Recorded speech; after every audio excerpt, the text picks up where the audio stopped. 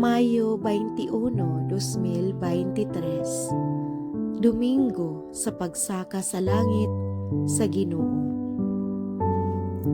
Pagbasa gikan sa Santos nga Ebanghelyo sumala ni Mateo.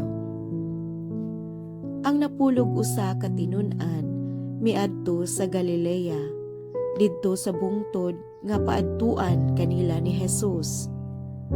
Ug sa ilang pagkakita kaniya, gisimba nila siya, bisan tuod may pipila kanila nga nagduha-duha. Miduol si Jesus ug miingon kanila, "Gihatag kanako ang tanang gahom sa langit ug sa yuta.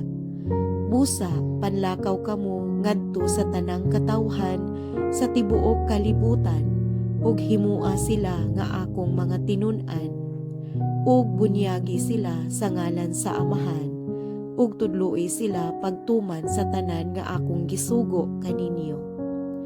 Ug hinumdumi ako mag-uban kaninyo sa kanunay hangtod sa katapusan sa kalibutan."